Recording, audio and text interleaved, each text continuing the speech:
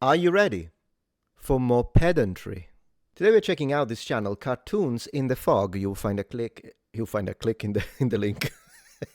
Professional YouTuber. You find a link in the description and pinned comment. Check her out, subscribe, like. I'll give her a like already. So the title of the video is quite interesting. Why growing up ruins the way we learn languages. So let's see what she has to say about it. And say that only children can learn a language. People often say that only children can learn a language. They're wrong. That past a certain age, it's too late. That if you're not a child, your brain is done, you'll never sound native, never think fluently, never get it. But what if that's not true?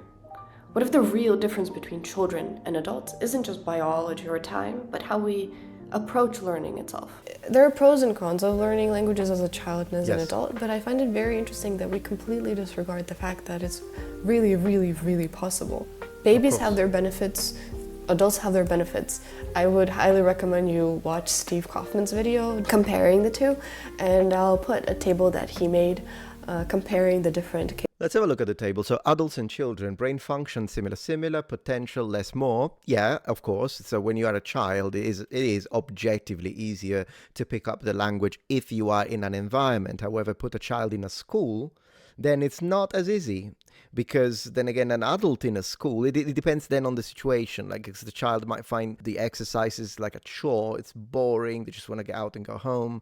So I think a child, the brain function and potential of a child actually exceeds and excels when they are placed inside an environment that surrounds them in the language, because that's how it happens. I imagine she's going to say it, capability more or less. We'll have to see what he means by that, Steve. A vocabulary massive, limited, and not at birth. Also that, I don't know what it means. Reading ability, obviously, but eventually they will pick it up. Pronunciation, more difficult, less difficult. A lot less difficult, let's be honest about this. Steve, at this point, a lot less difficult, because, I mean, Steve is not really good at pronunciation in any language. I'm just going to say, I'm not attacking necessarily Steve Kaufman, but that's what I'm saying. Anyways, I'm going to let her speak. Capabilities of languages in adults, and you can see that we as adults have a lot of advantages. There are two particular ones that babies do have, but that doesn't mean that that's impossible to learn a language as an adult. That's just not true. I think it's just how we approach it. So why, if we have so many benefits compared to children, do we give up? Why is language learning just for kids? Because it's not. They just have a massive advantage, which isn't even on the list I mentioned. Their advantage is that they're fearless, they're curious, they're childlike in the best way possible. They love puzzles, they love solving them. They're perfectly fine watching cartoons or films or anything for that matter and not understanding any of it. Yeah, it's so true. They're just entertained, and that's what they care about. And I think as adults we lost that ability. Yeah. I think one of my best language learning stories is about how when we were in Georgia, the country, I'm a quarter Georgian Armenian, though I really don't look the part. And we were visiting our relatives in Tbilisi, in Georgia. And we were stuck in an airport while the adults were figuring out transportation. And my brother and I wandered around the airport looking at Georgian scripts. We were given two letters, I think it was A and E, when we first came into the airport. And the airport had a lot of English brands, which were also transcribed into Georgian scripts. Oh, so you used it as a way to decode it. Oh, that's interesting. Actually, that sounds fun to me as well. Just under or above. And we could piece together what letters, what sounds represented what. It wasn't one-to-one. There are 3 Georgian alphabets and multiple sounds, as we found out, but in an hour or so we could more or less read everything. The only thing I remember from that trip is how we were trying to pronounce ice cream, which is something along the lines of nakini. But in the end, this helped a lot when we were trying to read the names of people in the cemetery of Armenian writers and public figures, and we were actually helping out the other tourists because none of them could read Georgian. Very cool. No lessons, no grammar, just curiosity. That's how learning should feel. Of course, babies do have the main advantage is that language learning, or just learning in general, is their main job. That is all they have to do. And they do it very naturally. Don't have responsibilities, they don't have stuff to think about. That doesn't mean that we as adults cannot learn from them too. Yeah. They're interesting creatures. In fact, it's impressive how important language learning is for children. Not just their native language, but slang, secret languages. Pig Latin is a secret language. They can also create their own secret sign languages. They should totally learn Latin for the glory of Rome. They seem to love creating language. I had one when I was a kid, and I invented it with my closest friend, who is now a linguist herself, and another friend of ours who was responsible for the historic aspect of our made-up country. But she created the alphabet, and I created the pronunciation. And it was ridiculous, but it was so creative, and adults rarely do that anymore. All adults except for maybe linguists. Linguists are just grown-up kids who never stop playing with words, and they love language. They like creating language. They like analyzing language. They like learning language. Absolutely. That's what they live by. And communicating. The challenge is one thing that I enjoyed whenever I have tackled any of the languages that I've tried to pick up in my linguistic journey. So I do enjoy the challenge. And the other thing is the actual communicative aspect of it. So the idea of perhaps I'm interested in a culture, I'm interested in a history, I'm interested in a country, I'm interested in a different point of view to the world. And how they live their lives, particularly different to ours, which is why I was in the Far Eastern department at university. But whenever you do manage to have a successful communicative event, like whether it be on a train or whether it be like because you're traveling through that country and you can communicate, not to mention all the praises you get, that's also really nice. But that's the thing, that it's the thrill of success of communication that really does push me forward even more. But of course, it's kind of what she's saying makes perfect sense. This is the group that specializes in languages, and yet you will never hear them correct your grammar or your pronunciation. They will instead get out their notes, ask you to repeat something, saying, that's an interesting way to put it. Are you from this region maybe? Do you speak any other languages? Do your friends say similar things? They're a curious bunch, not a criticizing bunch. They don't dictate language, they explore it. Fine. I do want, when it's a tutor though, I do want to be corrected in pronunciation because, you do need that. But then again, cool. I recently stumbled across a language created by a Canadian linguist, Sonia Lang. It's called Tokipona. I'm sure some of you have heard of it as well. And I heard two guys talking about it when playing foosball, and I decided to look into it. And throughout the language, you can sense that it was made by a linguist. There's this linguistic soul. There's this understanding of language which only a linguist seems to have. There are 120 words max, that's the entire vocabulary, and everything is transmitted through context. It uses all the simplest parts of all the languages around the world and has a beautiful linguistic message. There are no wrongs as long as your conversational partner understands you. You can learn it in a very few days if you want. I highly recommend Jan Misli's channel on 12 Days of Potokipona. I'll link it down below. That language really reminds me of what learning should feel like. Simple. That's very good. I have never been interested in fictitious languages. I'll be honest with you. But I can understand why some people would be. And so I don't think there is anything wrong if that's what you want to do, particularly if it's an easy exercise like she's depicting it to be.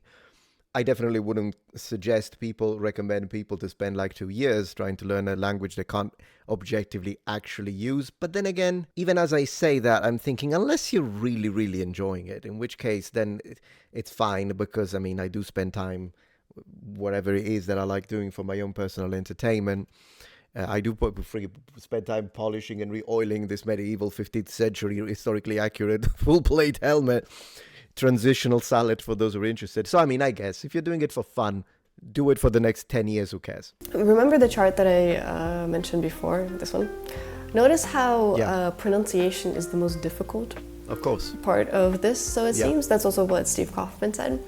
Though pronunciation is the most difficult, that does not mean that it's impossible. In fact, a lot of linguists have to be able to replicate any sound in any language, and they generally replicate that as adults because you don't become linguists as 3-year-olds.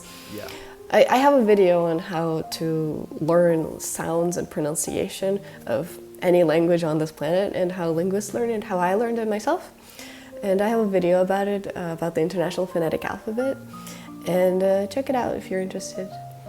On a slightly other note, I really dislike the A1 to B2, C1, C2 language level. The European frame of reference. I wonder why she doesn't like it. I think it's awesome. Well, whatever. I'm sure she has a reason. One thing when it comes to the pronunciation, do remember that there are some extremely talented individuals that can literally reach native level. And like when they speak, you won't be able to tell they're not from whatever country that they are learning the language of or whatever. But then again, you don't need that. You don't necessarily, as long as you can pronounce well enough to be perfectly understood, even if you still have a slight accent, which I would say is my case. Like when I speak English, I do have a slight accent. You can tell I'm not one of those people that are like 100%, I can't tell you're not a native speaker. However, I think I'm good enough to be able to get to a point where anything I say is perfectly understandable. I'm not like mispronouncing things. I don't have too thick of an accent. And so I believe that it's a reasonable goal to have, rather than native-like pronunciation, which is nice as long as it doesn't frustrate you. So if you want to do that, and that's your goal, hey, I'm going to learn Mandarin Chinese, and people are going to think I'm from Beijing, great. As long as it doesn't frustrate you, though, the many times that you will inevitably fail. And perhaps you will reach it. Perhaps you will, right? Even when I speak Japanese, I know for a fact that I sometimes mess up the pitch accent. And I do try to get the pitches as right as possible, but sometimes I'll mess up, and it's okay. A concept, though they are useful, they place language learning in categories and achievements, which isn't something it should be. I think it should be. I'm sorry, I'm going to disagree with you there. It needs to be done because of the fact that these are created for assessment, professional assessment within the work sphere. So at the end of the day, you don't have to do it if you don't like that level, because I mean, we need the certifications. You have to be able to say this person is not as good as this other person, and it's just a reality. It's a fact of reality. It might not sound nice, which is why if not you, but I'm saying if a hypothetical you are offended by the idea of, oh, I think we should all be successful, I think we can all be winners, then don't enter the workforce. But within the workspace, within the academic space, there has to be a way to differentiate levels and different degrees of proficiency. So it is what it is. It prevents people from making mistakes, something that we all know is very, very important for language learning. Sure, yeah. Exams do that in the fastest and easiest of ways, and that doesn't mean that we should incorporate this. Language learning is about mistakes, about freedom, about flexibility. And yes. I sometimes get asked, oh, so what's your level in all languages you speak? So your Russian is at what level? C1, C2? What about English? What about French? And I don't know what to say to that. I can communicate, that's all I know. Yeah, in that case, I think you could, it's fine if you haven't been assessed. And I do agree with what she said now. So that was the only thing I disagreed with. I think at that point, you could, instead of using the European frame of reference, common European frame of reference, then if you haven't been assessed professionally, then at that point, you could just say, I'm conversational, or you could say, I'm fluent. Or perhaps like, oh, I'm still working on it. I mean, imagine she's good at these languages if she's making videos about it. So you could either say I'm conversational, or you could say I'm fluent. And I think that that's great. We do have words to describe that at that point, rather than having to say, oh, I'm a B2. Also, because I've seen people, that actually annoys me a lot, when people who do not know how the assessment works, and I'm a former assessor, by the way, I did this for years, interlocutor, invigilator, I did it all for several companies. People just self-assess and they haven't got a clue. They say, oh, I think I'm like maybe like a high B2, based on what? Do you know what actually what are the requirements in terms of grammar, syntax, pronunciation, expectation, fluency, like all of the different markers within the 4 skills of assessment, so reading, writing, speaking, and listening? No, they don't. It's just that they like that letter. So at that point, I would appreciate her. She's like, just ditch the whole system, rather than people just pretending. They're like, oh yeah, for me is, oh well, good to know, because I needed to be professionally trained in order to actually assess someone and place them within a specific box. It's kind of like asking what level your appreciation of art is. Is it B1, B2, A1? In fact, my Russian friend once asked me to help her online Russian exam, and I warned her that I don't actually know English grammar. And in the end, we got a 3, which is something around the lines of a C. But I can't say my English is bad. It's not that I grew up in America. I spoke it my entire life. But rules are not necessarily something you need in languages. Of course, they're useful to start out with, especially they're very different from your native language. But be aware that not all rules are necessary. Languages change. And with extreme speeds a lot of the time. So fast that most curriculums can't even keep up. They change and adapt, and exams aren't the best way to test one's language ability. Okay, yeah, I'll give her that. The change, I mean, yeah, some rules at least, because if you say I goed instead of I went, because if you say I goed instead of I went, I mean, you've got to learn those paradigms. Here's what it is. Some rules are necessary. Some rules are absolutely necessary, at least to ensure successful communication. I'm not saying perfection. Fine, I get it. The natives also mispronounce things all the time or misspeak, and in fact break the rules. With that being said, let's at least ensure a certain level of consistency so that people can understand you. They change and adapt, and exams aren't the best way to... But yeah, that's what I wanted to see. So exams are not the best way to tell. Yeah, I agree with that, depending on the exam. So exams often are necessary. It just is what it is, because you can't, like, imagine you have like 50 people for a job interview, and maybe I need someone who speaks Korean, but I don't speak it. So how am I going to test it? Sure, I could hire someone who speaks Korean, but could you imagine how long it would take to actually check these people's real ability? Because they might have memorized and rehearsed something, like answering the questions, but then their vocabulary is awful and they're not going to be good translators. So we do need some kind of certification and assessment within the professional and academic sphere. But I do agree with her that oftentimes is not the best way. It isn't. And there are scenarios whereby you can have someone who is really good at translating, but they're not good at speaking, and perhaps the test didn't show that, and vice versa. Test one's language ability. I'm clearly a big prescriptivist hater, and love rather to describe languages, as most linguists do, as opposed to having certain structured rules that dictate what works and what doesn't. Those who've seen my channel before know that on the top part of my channel there's this image of 3 kids watching something. I saw that. Those 3 kids are me, my brother, and sister when we were younger, and the 3 of us deciding which cartoon to watch. Just the sheer fascination with animation for kids is something to marvel at, and rarely do adults share the same fascination that kids have when they watch cartoons. Her fascination with cartoons is my fascination with video games. At the end of the day, I've used a lot of, like, people will frown upon it, but then they won't learn the freaking language, will they? So at the end of the day, she does it through cartoons. Great, good for her. I think she should continue to do this until she's freaking 70. 1, because she enjoys it. 2, because it works. For me, yeah, people will criticize me and be like, you're still playing video games. Yeah, but I switched the language. So, like, you know how many games in Japanese I played and how much vocabulary I picked up because of it? Why? Because I was having fun. So who cares? Language learning is not supposed to be boring. And also, we shouldn't be judging someone else's interests and passions, should we? If it's good for them, it's good for them. And what's good for me, it's good for me. And I think we're losing a lot in that sense, so... watch more cartoons. I love cartoons. It's maybe the one thing I remember from my childhood. It's what I wrote my college application essays about, and it's what taught me all the languages that I know now, and I love them still so much, even though I supposedly grew out of that stage. So all our drives were filled with cartoons and films, and some of them I loved so much and were so hard to find that when we discovered them, it was literally like finding a treasure on a treasure hunt, because there are just so many. There is one particular animation that I've rediscovered 3 times, each time thinking it was a mirage or some sort of fever dream, until I found it on Instagram recently.